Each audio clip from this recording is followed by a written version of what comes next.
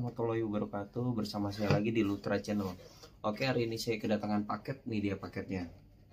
Kira-kira ini apa, hewan apa? Mungkin teman-teman tahu, beberapa orang tahu jenis hewan ini. Nggak semua juga tahu, karena ini adalah hewan yang asalnya itu dari negara pasir atau negara gurun. Ini namanya, pokoknya jenis kura-kura atau tortoise. Hewan ini itu adalah kura-kura terbesar keempat di dunia. Yang pertama itu namanya kura-kura Galapagos. Yang kedua namanya kura-kura Aldabra. Yang ketiga itu namanya kura-kura sulcata. Dan yang keempat ini namanya kura-kura pardalis. Mungkin teman-teman penasaran seperti apa bentuknya kura-kura pardalis. Oke, langsung saya kasih lihat aja ya. Oke, ini boxnya udah keren banget ini. Boxnya udah keren banget. Oke, langsung aja kita unboxing. Ini dia teman-teman, ini kura-kuranya, kelihatan? Ini dia teman-teman. Nah, oke, kita keluarin. Ini dia. Ini namanya kura-kura pardalis teman-teman. Tuh. Ini kura-kura pardalis tuh coraknya. Nah, ini kepalanya. Tuh. Oke teman-teman. Nah, ini kura-kuranya kelihatannya sehat ya teman-teman. Nah, warnanya ini warnanya nih, nanti dia bakal pecah hitamnya jadi putih. Karena nanti itu dia dibentuknya tuh kayak pano gitu warnanya. Jadinya si pardalis ini nanti bakal keren banget. Dia namanya aja leopard pardalis. Keren banget teman-teman.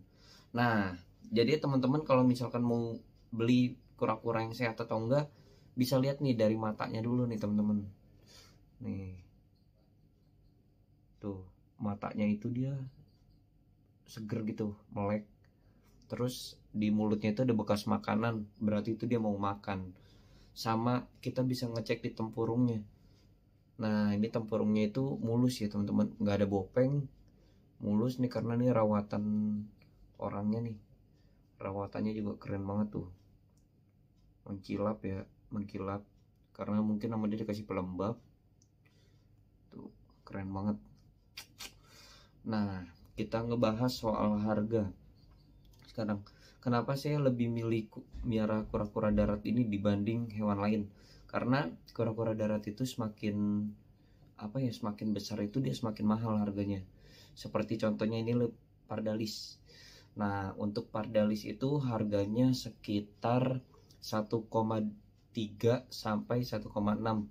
Untuk ukuran berapa senti nih? 5 cm, 5 sampai 6 cm. Harganya segitu untuk pardalis yang normal.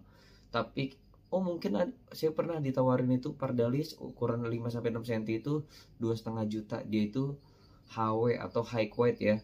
Jadinya itu panoknya itu udah mulai nyebar walaupun ukurannya kecil.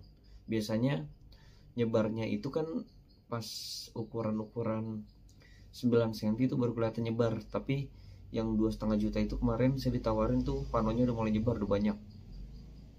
Nah, untuk teman-teman yang pengen miara pardalis tuh begitu caranya. Pokoknya lihat kesehatannya tuh kayak aktif. Dia itu aktif tuh kayak sekarang tuh aktif. Terus jangan cari yang matanya merem. Carinya matanya melek nih, sehat. Kalau matanya melek nih kayak gini tuh, melototnya bagus. Terus hidungnya itu nggak boleh kayak ada belembung-belembung. Kalau itu ada belembung-belembung itu namanya pilek. Jangan dibeli. Dan kalau misalkan udah terlanjur beli, misal beli online gitu, udah terlanjur beli datangnya pilek, jangan digabungin sama kura-kura lain. Karena nanti bisa nyebar pileknya, bisa kena ke kura-kura lain yang mengakibatkan kura-kura lain jadi ikutan pilek. Karena itu kan virus termasuk. Oke. Dan untuk perawatan pardalis itu sama nggak ya Mas Sulcata? Pardalis itu hewan yang dibilang itu rentan ya teman-teman. Jadinya dia beda Mas Sulcata. Mungkin kalau teman-teman pengen miara pardalis, mendingan miara sulcata dulu deh. Karena pardalis itu lebih rentan daripada sulcata katanya. Katanya ya, saya ini juga pertama kali miara pardalis. Karena kemarin itu saya miara sulcata, di rumah udah ada sulcata 3 ekor. Ya, untuk makanannya, di alam liarnya itu pardalis itu memakan kaktus maksudnya. selain makan kaktus itu dia tuh memakan buah apa gitu saya lupa. Tapi kalau udah CB Indonesia, saya biasanya ngasih itu buah naga. Buah naga itu pakai batang-batangnya, terus sama sayuran seperti sawi dan pelet. Saya cuma ngasih itu sih. Terus temperatur, kalau udah kita piara itu, temperatur yang saya mainkan itu sekitar 33 derajat Celcius sampai ke bawah. Pokoknya mentok-mentok itu 33,5 itu saya mentok, karena saya selalu pakai termometer di kandangnya, tujuannya untuk mengatur temperaturnya itu. Nah, untuk apa namanya, lampunya itu saya selalu pakai lampu UVB, karena UVA itu menurut saya kepanasan ya teman-teman. Karena kan panasnya itu saya kan setiap hari itu sih jemur setiap pagi, jadinya nggak perlu panas-panas banget sih kandang. Kayak lampu UVA itu kan fungsinya buat pemanas, dan UVB itu untuk ngebantu pencernaannya. Nah, terus untuk minuman di kandang nggak perlu disering. Saya nggak pernah nggak pernah nyediain minuman di kandang kura-kura ya, karena kan minuman itu kan air ya. Kalau misalkan kena cahaya itu panas itu dia bakal nguap, dan kandang kura-kura darat itu harus kering teman-teman. Dia itu nggak boleh ada yang namanya air, karena tujuannya itu biar nggak gampang pilek, terus si kura-kura juga lebih nyaman, nggak lembab, nggak basah. Nah, selain itu kan kalau misalkan kita kasih air, ngerinya kan kura-kura itu kan main asal injek-injek aja, nanti badannya jadi basah, jadi dingin. Yang harus di kandangnya temperaturnya misalnya taruhlah 33, tapi di suhu di badannya dia itu cuman taruhlah 27, 26, jadi kurang. Makanya lebih baik mending gak usah, sekalian aja gak usah pakai air ya. Cukup makanannya aja. Nanti waktu minumnya itu disambi bareng dia ngejemur. Caranya ya pokoknya kan kalau saya tuh ngejemur nih, takarannya itu nih, saya tuh selalu ngejemur di atas nih kakinya dia nih, di atas kakinya dia nih segini nih, kelihatan nggak nih.